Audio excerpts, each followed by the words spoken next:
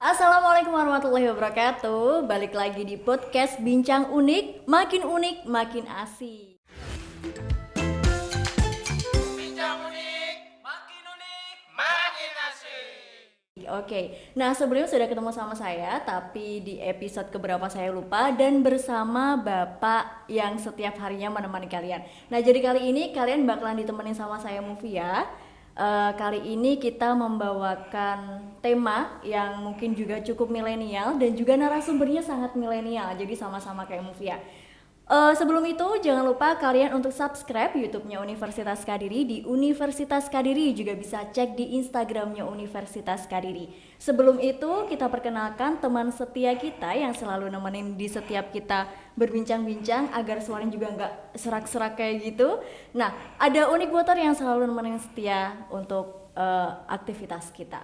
Oke, sebelum itu langsung aja kita perkenalkan siapa dia narasumber hari ini yang keren, yang cakep. Langsung aja kita kenalan, ini dia. Halo. Oke, jadi ini kita panggilnya Bang Adam atau siapa? Atau Mahardika? Adam aja. Ya, Oke. Semester 6 ya Bang ya? Iya, semester 6. Jurusan apa? Jurusan pertanian, agroteknologi. Agroteknologi. Oke, mungkin sama kayak saya. Iya. Oke, nah jadi teman-teman, ini Bang Adam dari Fakultas Pertanian. Kita akan mengulik-ngulik siapa sih Bang Adam ini? Kenapa dia harus diundang di podcast Bincang Unik kali ini? Nah, oke, jadi karena Bang Adam ini orang yang spesial, jadi banyak pertanyaan yang saya harus membuka, karena kalau langsung saya juga nggak hafal. Nah, jadi ini apa ya, motivasi Bang Adam masuk di Universitas Kadiri, apalagi memilih Fakultas Pertanian, kenapa sih?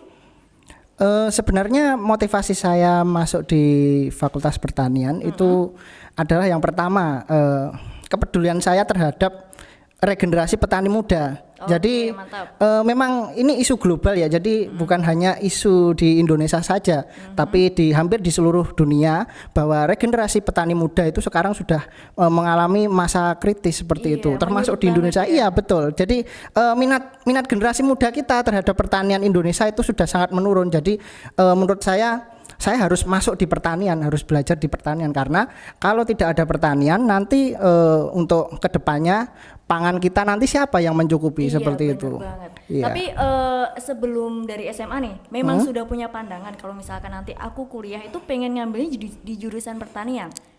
Sama sekali enggak sih. Sebenarnya saya backgroundnya kalau dari passion saya sebenarnya orang IT. Saya background dari SMP itu passion saya IT. Tapi setelah saya sekolah, saya masuk ke SMK, itu saya keterima di teknik permesinan. Seperti itu. Iya. Jadi waktu saya sekolah itu saya sama sekali tidak ada pemikiran untuk berkuliah di jurusan pertanian seperti itu. Tapi berjalannya waktu saya melihat sepertinya ada peluang di sektor pertanian, karena memang sektor pertanian saat ini sudah mulai jarang diminati oleh generasi muda, dan menurut saya ini sebuah tantangan di masa depan seperti itu. Saya suka hal-hal semacam itu. Iya. Berarti sekarang ini kesibukannya Bang Adam apa nih? Kerja atau bucin atau apa? Kalau saya kegiatan sehari-hari ini ya kuliah, yang jelas kuliah pertama, terus yang kedua saya juga bekerja, saya juga mengelola ya bisnis-bisnis kecil-kecilan lah seperti itu. Iya. Dan banyak kegiatan organisasi seperti itu. Iya, mantap. Ini kan kuliahnya masih online ya. Nah, kira-kira gimana bisa membagi waktunya untuk kita fokus di pembelajaran online, terus juga sama kerjanya juga, terus organisasinya juga, terus ada bisnis juga ya tadi ya, ada usaha-usaha. Nah itu gimana bisa membagi waktunya, itu gimana? Kalau saya biasanya membagi waktu itu pakai skala prioritas ya. Jadi mana yang saya prioritaskan terlebih dahulu. Misal saya saat bekerja, saya sedang dibutuhkan di kantor, ya sudah saya fokus di pekerjaan saya seperti itu. Mungkin ada hal-hal yang saya korbankan. Kalau mungkin saya di kampus sedang UAS atau mungkin sedang mengerjakan tugas akhir seperti itu, ya mungkin saya akan fokus di situ. Ya, seperti itu. Jadi bagaimana cara kita untuk memanajemen waktu seperti itu. Skala prioritas mana yang lebih prioritas itu yang diutamakan. Jadi tetap kita bagi waktu, tapi harus tahu skala prioritas. Iya. Jadi ini Bang Adam single atau berpasangan? Ya saya masih jomblo. Oh gitu, alhamdulillahnya jomblo. Masih Kalau setia misalkan menjomblo. ada pasangan yang diprioritaskan yang mana nih?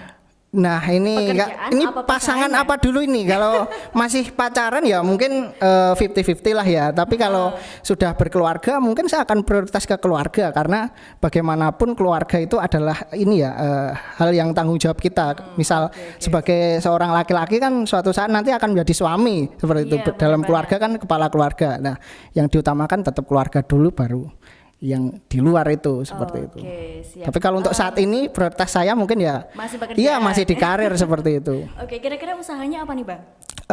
Saya ada ini ya, saya merintis usaha pupuk organik seperti itu. Oh, oke, Terus mantap. dan ini juga apa seperti hasil pertanian. Jadi saya bekerja sama dengan masyarakat. Saya memberikan edukasi, terus saya menjual pupuk organik, terus pembenah tanah, tapi saya tidak menjualnya dalam bentuk ini uang. Jadi saya menjual, mereka membayarnya dalam bentuk hasil panen seperti itu. Jadi Barter gitu ya? Iya, barter seperti itu. Karena kita tujuannya untuk mempermudah petani juga. Kalau petani harus membayar menggunakan uang, saya rasa mereka akan keberatan Iya, seperti itu. Jadi kalau mereka membayar dengan hasil panen mungkin mereka tidak terlalu keberatan seperti itu. Oke. Tapi mohon maaf nih ya. Iya, Berarti kan kalau misalkan sistemnya barter, misalnya mereka punyanya padi gitu kan. Berarti itu padinya nanti yang akan menjual sendiri Bang Adam atau gimana? Iya, kita akan mengolah jadi dalam bentuk gabah. Mereka membayarnya dalam bentuk gabah kering, terus nanti setelah itu kita olah, kita giling seperti itu, terus kita packing, kita jual seperti itu. Oke. Iya. Ada ini nggak sih pemikiran negatif ketika Bang Adam membuka usaha seperti itu? Biasanya kalau misalkan dari petani kita ngambil barangnya, otomatis kan kita bisa menjualnya 2 kali lipat, bahkan 3 kali lipat. Ada pemikiran-pemikiran negatif nggak di sekitar lingkungan Bang Adam selama ini ketika Bang Adam membuka usaha seperti itu? Dengan sistem barter ya? Ya, selama ini belum ada sih, karena yang pertama waktu kami masuk itu misi kami sebenarnya pelestarian lingkungan. Jadi kita memang ini ya sering nanam-nanam pohon di tempat-tempat yang daerah kritis. Nah, kebetulan daerah itu sempat kita datangi untuk program itu. Seperti itu. Jadi terus warga kita tawari kira-kira gimana kalau sistem barter untuk itu pupuk organik dengan hasil panen seperti itu. Karena nanti planning ke depan saya ingin menjadikan daerah tersebut sebagai daerah pusat organik. Wih, Di Tulungagung seperti itu. Karena kan kalau kita ingin mengkonversi lahan organik dari lahan konvensional ke lahan organik itu kan membutuhkan waktu 3 tahun kira-kira seperti itu. Makanya selama waktu itu kita harus sering-sering untuk memupuk organik seperti itu dan mulai mengurangi pemberian pupuk kimia dan pestisida kimia seperti itu. Sekarang kita sudah kita beri pestisida nabati, terus pupuk organik seperti itu, dan kita juga kasih edukasi juga ke masyarakat. Oke, jadi teman-teman yang di rumah bisa sekilas belajar ya gimana kita merintis usaha di passionnya atau di jurusan yang kita ambil, seperti contohnya Mas Adam kali ini. Terus ada lagi sih pertanyaan itu, usahanya Bang Adam ini kelompok atau pribadi? Ini usaha kelompok sih, bukan pribadi ya. Jadi memang saya juga ada partner juga dari mahasiswa UNIK juga, temen gitu. Oke. Dari fakultas yang sama atau fakultas yang berbeda? Fakultas pertanian juga, cuman prodinya beda seperti itu. Cutting sama cutting. Oh iya. Keren bisa dicontoh. Terus selain itu tadi kan ada usaha-usaha, berarti kan usahanya bukan cuma satu dong. Yang lainnya mungkin bisa memotivasi teman-teman yang di rumah, barangkali bisa joinan atau bisa sharing gimana sih caranya tuh kita membangun suatu usaha dari nol. Nah, ada lagi nggak selain itu tadi? Ada lagi sih. Jadi sebenarnya rata-rata bisnis yang saya bangun itu sebenarnya basicnya sosial sih. Jadi saya selalu punya konsep social entrepreneur. Jadi Oke. bagaimana kita berbisnis tapi tetap memiliki value sosial seperti itu. Jadi kita ada manfaat dari bisnis kita lah. Salah satu bisnis saya selain di bisnis agro itu saya punya bisnis ini PH seperti itu, PH, tapi ya walaupun masih kecil-kecilan tapi kita sudah sering mengerjakan project-project kayak company profile seperti itu, Oke. terus film-film seperti itu, entah itu film pendek atau mungkin iklan layanan masyarakat seperti itu. Oh, berarti suka ambil gambar-gambar kayak gitu ya? Iya, kita sering bikin film-film seperti itu. Iya, hati-hati ya, abis ini jangan-jangan abis Bang Adam datang ke podcastnya Unik, nanti dia bikin sendiri di rumah nih, bahaya nih. Karena dia juga bisa sendiri. Nah, Bang Adam, selain usaha, itu ada hobi tersendiri nggak sih? Misalnya hobi yang memang berhubungan dengan jurusannya Bang Adam terkait dengan pertanian. Ada nggak kira-kira? Apa ya? Kalau Saya sih pernah kemarin saya mencium aroma-aroma, ini kayaknya namanya Bang Adam nih gitu kan. Pernah dapat salah satu sertifikat kalau nggak salah. Coba diingat-ingat, orang saya aja inget kok. kalau saya di ini ya hobi di pertanian, menurut saya sebelumnya saya nggak punya hobi di pertanian, jujur. Saya sebenarnya nggak punya hobi di pertanian, tapi berjalannya waktu saya jalani terus dan saya happy di sini seperti itu. Jadi sebenarnya hobi itu bisa kita ciptakan sendiri, bukan dari apa yang kita senangi sebelumnya, tapi kita menekuni suatu bidang terus kita menikmatinya, itu sudah menjadi sebuah hobi seperti itu bagi saya. Tapi kalau kayak bidang lain yang saya tekuni, mungkin saya ada juga ini ya, kayak investasi seperti itu. Oke. Iya, Seperti ini ya, saham, tanam saham kayak gitu ya. Iya, kayak trading saham terus investasi seperti itu. Nah, ini yang saya dapat informasi kemarin nih, kalau nggak salah Bang Adam pernah sempat dapat salah satu juara ya kalau nggak salah. Iya, juara satu trading itu. nasional. Bisa dijelaskan ya, karena saya juga pribadi kan nggak paham apa nih sih trading ya. Terus juga tanam saham ini kayak gimana? Mungkin bisa ajak teman-temannya di rumah barangkali. Iya. Kalau memang ini banyak benefitnya gitu bagi kita. Coba dijelasin Bang. Jadi gini sih, kalau dalam trading atau investasi itu kan prinsipnya kita punya dana lebih, terus dana itu kita kelola, kita alokasikan ke aset-aset paper aset seperti itu, seperti saham, obligasi, terus reksadana dan lain-lain seperti itu. Nah, kalau saya sendiri konsen saya khusus di saham, karena menurut saya saham ini imbal hasilnya itu lebih besar daripada investasi yang lain, misal seperti obligasi atau deposito atau reksadana. Menurut saya saham itu imbal hasilnya lebih besar dan untuk resikonya itu bisa kita kontrol seperti itu. Karena kan kita yang mengelola sendiri. Nah, kebanyakan teman-teman kalau tahu kayak investasi asuransi, terus kalau kita menginvestasikan di perbankan, itu kan biasanya dana-dana yang kita investasikan itu kan ya dikelola lagi oleh manajer investasi seperti itu. Jadi dengan sama manajer investasi, dana kita yang kita investasikan di asuransi dan lain-lain tadi dikelola lagi oleh mereka. Ngelolanya di mana? Ya di paper aset seperti saham, obligasi seperti itu. Nah, kalau prinsip saya, selama kita bisa memanajemen sendiri, kenapa kok nggak kita manajemen sendiri? Maka dari itu saya selama beberapa tahun ini mendalami tentang saham ini seperti itu. Terus yang kemarin dapat sertifikat kejuaraan itu apanya yang dinilai? Yang dinilai itu return. Jadi misal kita lomba, kita diberi ini ya kayak uang virtual gitu, 100 juta. Nah, ini kita kelola selama 3 minggu. Waktu lomba itu saya disuruh ngelola selama 3 minggu, dan kondisi pasar waktu itu kan corona ya. Jadi pasar itu lagi crash, lagi lagi downtrend lah, lagi turun seperti itu, harga saham-saham turun. Nah, itu dihitung imbal hasilnya, itu balik modalnya berapa seperti itu. Nah, saya kemarin lomba itu balik modal sekitar 30%. Wih, itu lumayan dalam juga 3 minggu. Padahal itu posisi corona juga ya? Iya, posisi Coba market kalau crash misalkan seperti tidak itu. corona, bisa Betul. sampai 70% gitu ya? Iya, ya bisa juga seperti itu. Ya, karena memang investasi ini ya paper aset itu menurut saya sangat menjanjikan seperti itu. Karena mayoritas kalau kita pelajari polanya orang-orang sukses, orang-orang kaya, mereka kebanyakan banyak menyimpan kekayaannya itu di paper aset seperti itu. Kayak di saham, obligasi seperti itu. Iya. Terus tadi kan kita dikasih uang virtual ya sebesar 100 juta. Nah, itu dikelolanya berupa apa? Dikelolanya nanti kita kayak ada aplikasinya gitu, terus nanti kita bisa membeli ini ya pilihan saham-saham gitu. Nah, nanti kita kan bisa menganalisa sendiri kira-kira saham ini mau naik atau enggak seperti itu. Kita bisa tahu. Gitu. Oke. Karena aku sendiri juga nggak paham nih, makanya aku juga tertarik. Cuman Iya. karena kebetulan ada Bang Adam di sini, ya udah deh aku mengulik-ngulik sekalian. Iya.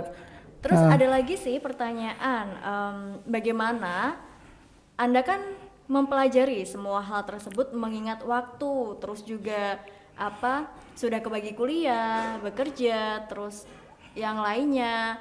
Apalagi kalau misalkan kerja itu kan full ya. Nah, sampai pagi sampai sore juga ya. Terus gimana waktu mengaplikasikan untuk mengerjakan si saham itu tadi, atau pas waktu mau tidur terus sambil buka-buka laptop atau HP itu kayak gimana tuh? Kalau saya biasanya analisanya itu ketika ini ya sore gitu. Jadi mungkin pas santai sudah market tutup, saya analisa.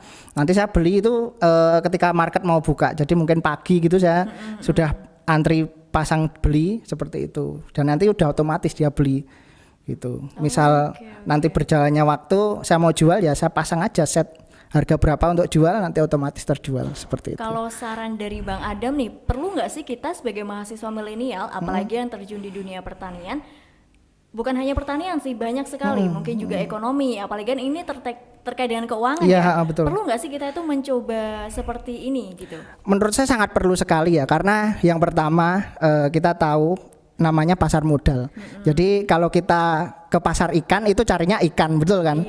Nah, kalau ke pasar modal artinya kita akan mencari modal seperti itu. Kita mencari modal di sana. Jadi kita punya uang berapa, kita kali lipatkan uang tersebut. Ya, kita kali lipatkan dan itu akan jadi modal kita untuk kita kembangkan di bisnis real seperti itu. Misal kita punya bisnis online shop atau apa, lah itu modalnya dari kita ini investasi itu tadi seperti itu. Nah, Oke.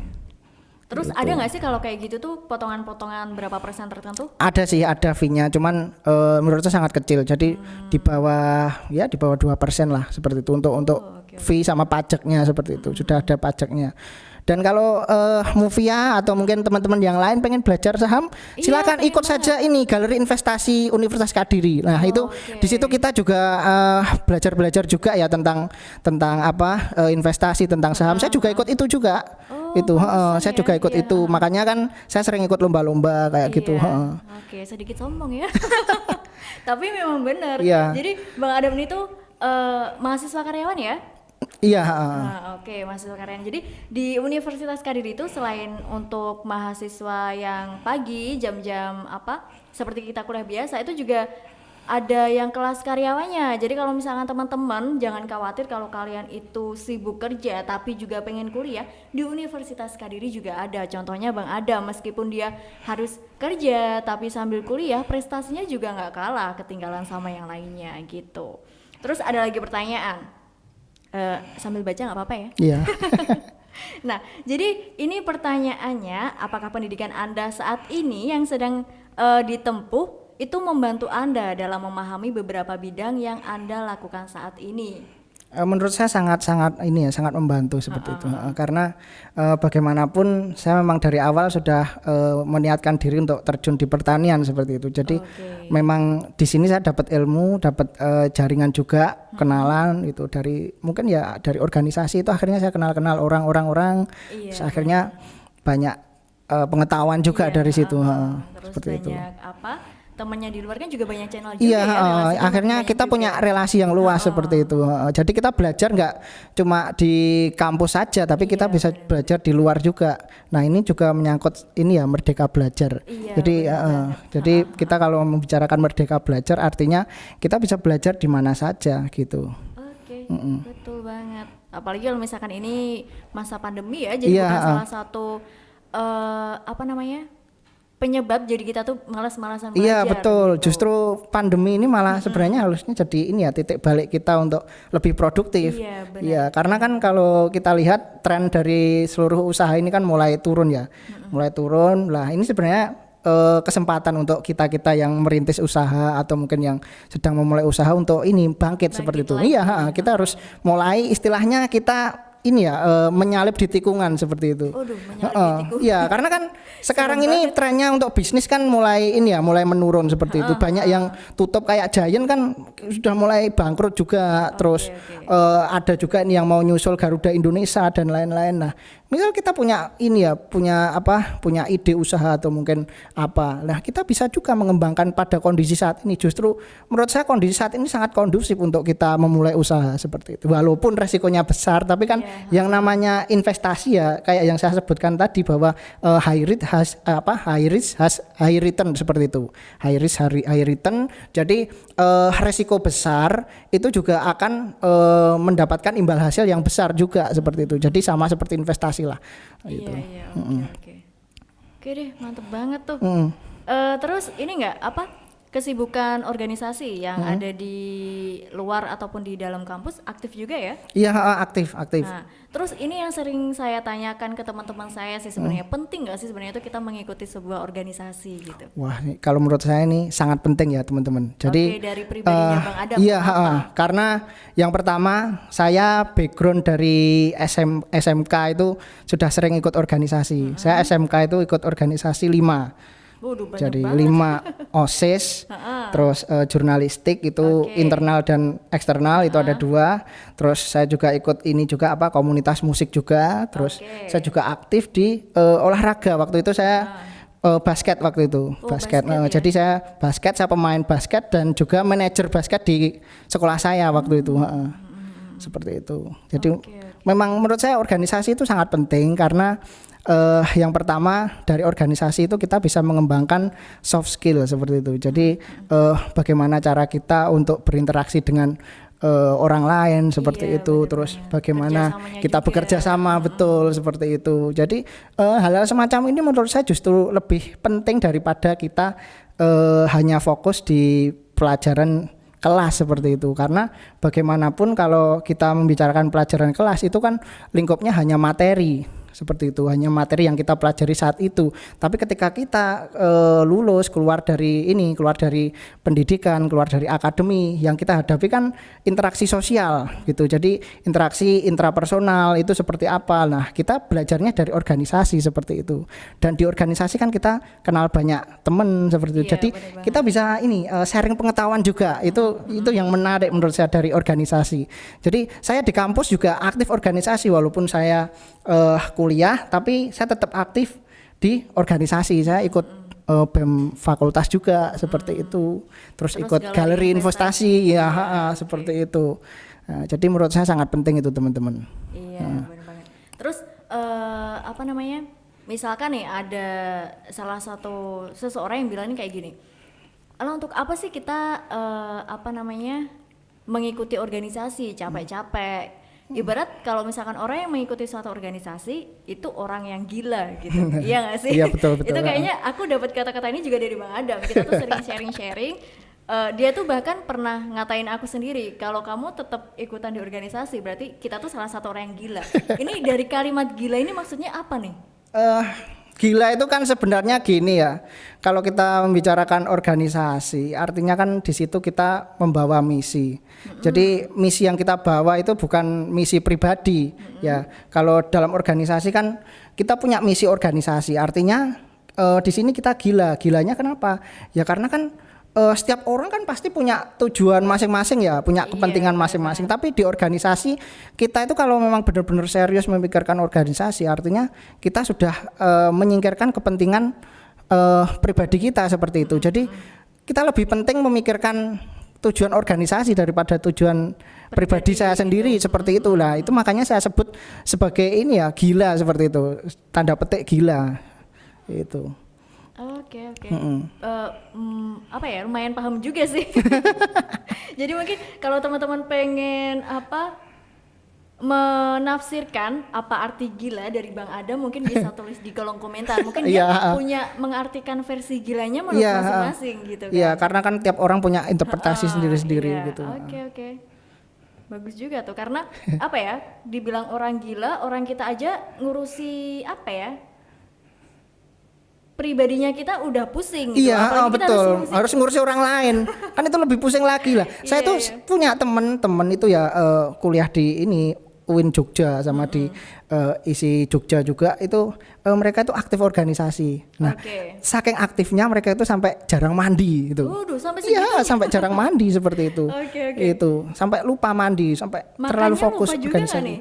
Iya, makan lupa. Makanya kan mayoritas anak organisasi itu penyakitnya kan mah kayak gitu. Nah, iya, bener, itu kalau nggak gitu tipes ya kan. Nah, ini penyakit ini ya apa?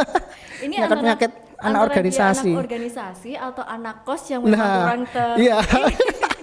Ya itu makanya. Oke. Bisa sambil diminum dulu Bang. Iya, Kali ini tenggorokannya udah mulai kering. Minum nanti yang ada tonic longsor water. lagi. Iya.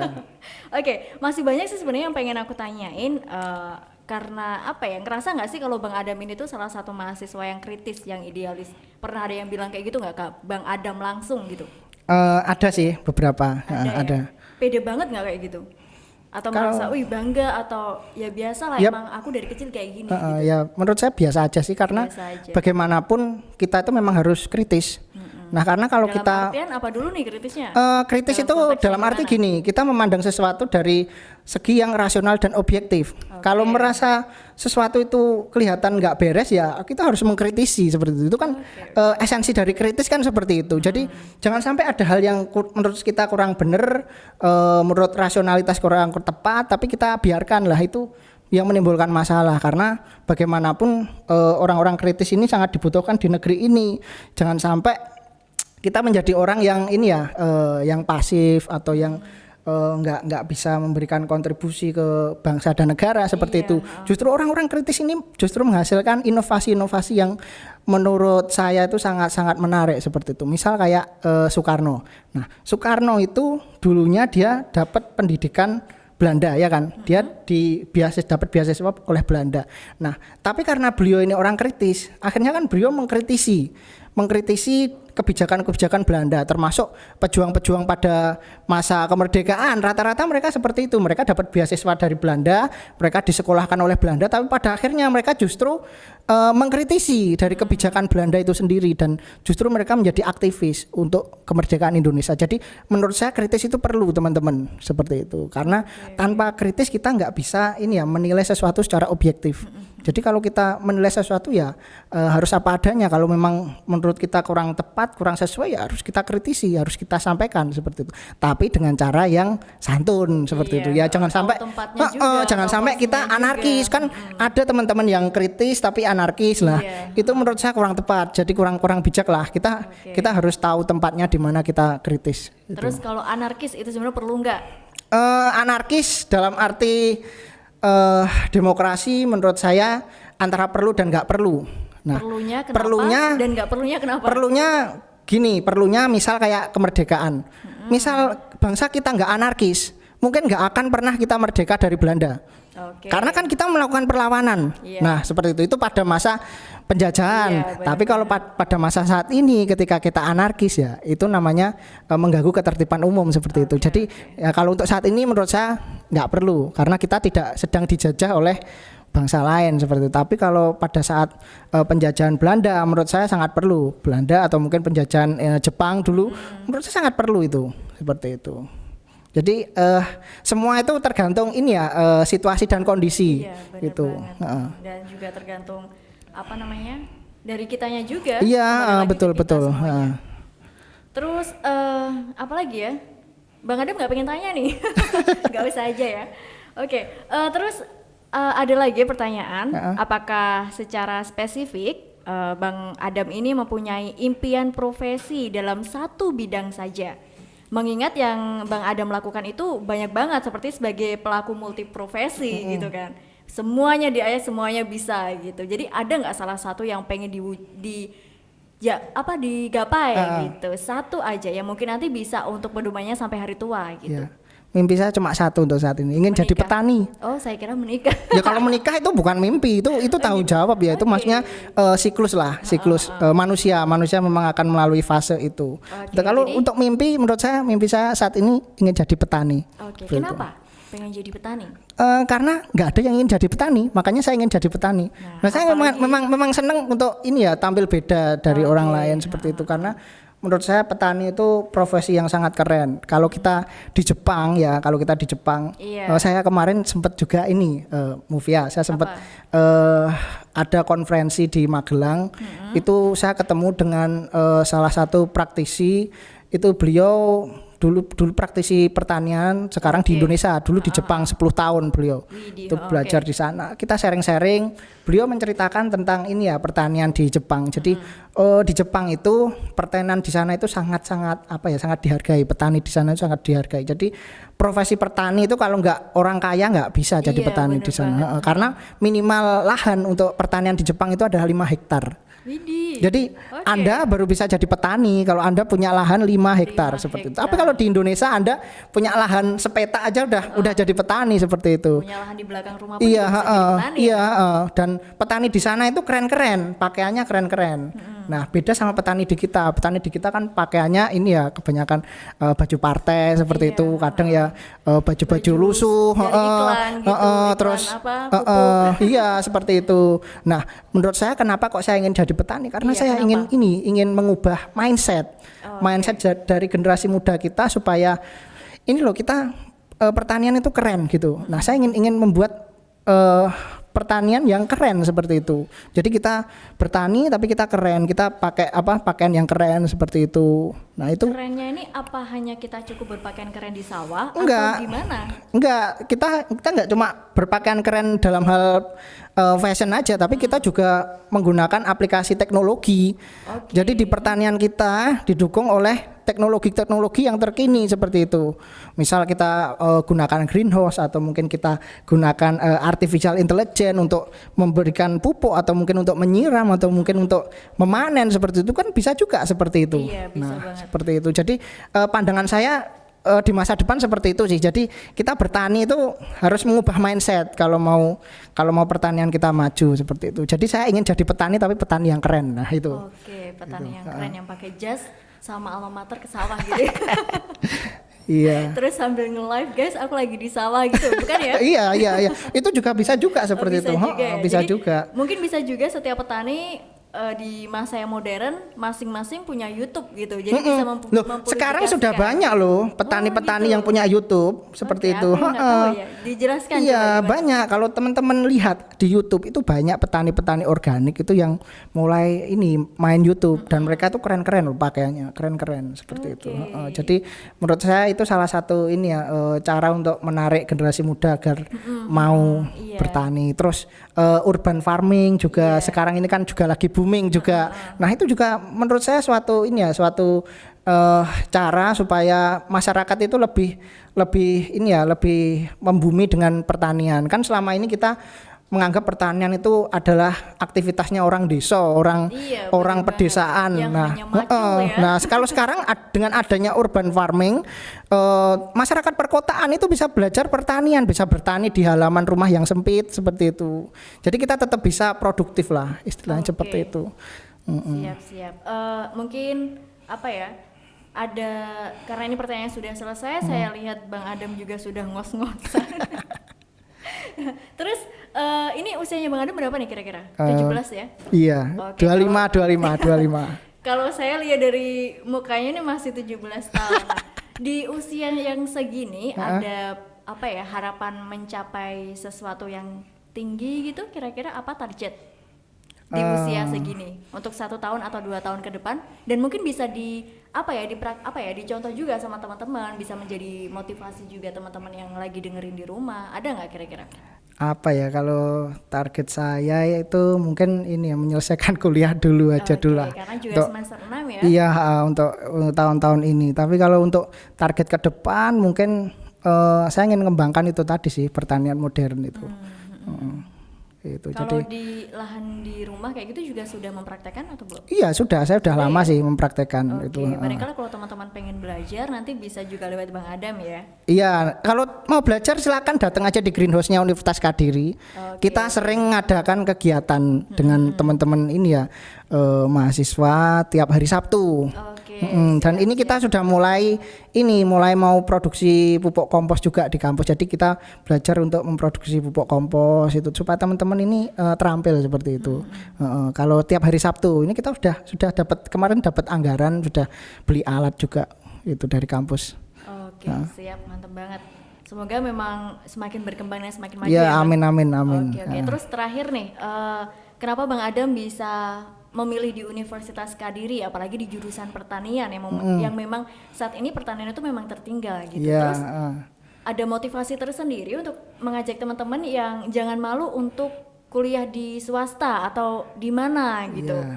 Coba, mungkin barangkali teman-teman bisa mencontoh Bang Adam. Jadi kalau menurut saya pribadi, dimanapun tempatnya Anda belajar, menurut saya permata itu tidak akan berubah seperti itu. Walaupun permata itu ditaruh di di selokan, ditaruh di tempat sampah, ya itu tetap permata seperti itu. Jadi tanamkan dalam diri Anda bahwa teman-teman sekalian itu adalah orang yang hebat, orang yang berharga. Jadi Anda harus punya keyakinan dalam diri Anda untuk mengapresiasi diri sendiri seperti itu.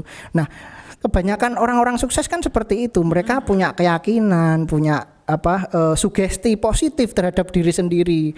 Nah, kalau kita sama diri sendiri nggak ada sugesti positif, bagaimana kita mau sukses seperti itu, ya kan? Orang lain gimana mau percaya dengan kita kalau kita sendiri nggak percaya dengan diri kita seperti itu. Jadi kunci yang pertama itu sih sebenarnya itu. Jadi Anda mau belajar dimanapun, jadi tetap kembali ke pribadi Anda sendiri. Kalau menurut saya di Universitas Kadiri itu dalam hal segi dosen-dosennya itu asik lah seperti itu. Kenapa kok saya katakan asik? Dosen-dosennya itu kalau di pertanian ya itu nggak killer seperti itu kan. Ada ya beberapa kampus yang dosennya killer. Nah, selama saya kuliah di Universitas Kadiri, saya lihat dosen-dosen pertanian itu sangat friendly sekali seperti itu. Sangat support ketika saya mau konsul apa, mau tanya apa, mau diskusi apa, itu sangat dibantu seperti itu. Jadi menurut saya sangat recommended lah teman-teman kalau mau kuliah di Universitas Kadiri seperti itu. Oke, meskipun bukan hanya di Fakultas Pertanian aja ya. Iya, betul. juga. Apalagi kan ini juga banyak banget program pemerintah untuk teman-teman yang memang kekurangan biaya atau mungkin ada pengaruh yang memang dia itu sulit untuk kuliah, itu juga banyak sekali ya program pemerintah dan salah satunya juga ada di Universitas Kadiri gitu. Jadi teman-teman yang pengen kuliah jangan bingung, kalau misalkan kalian punya mimpi, coba aja, jalannya itu pasti banyak. Sama yang seperti dibilang Bang Adam tadi, kalau memang kalian permata mau ditaruh dimanapun juga kalian tetap menjadi permata. Oke deh, kira-kira itu aja ya Bang Adam. Thank you banget. Oke, sama-sama Mufia. Sampai copot nih kan. Nah, jadi gini aja ya, mohon maaf teman-teman karena terlalu semangat ya mungkin terlalu ketemu bersemangat mungkin. Nah, kira-kira gitu aja dari Mufia. Next kita bakalan ketemu mungkin sama Bang Adam atau teman-teman yang lainnya yang kita bisa sharing-sharing masalah pengalaman, prestasi juga, terus ya banyak lah pokoknya. Thank you itu aja. Jangan lupa untuk di-subscribe kunjungannya di YouTube channel Universitas Kadiri. Juga jangan lupa untuk follow Instagramnya Universitas Kadiri dan juga yang lainnya. Kira-kira itu aja. Bye, wassalamualaikum warahmatullahi wabarakatuh.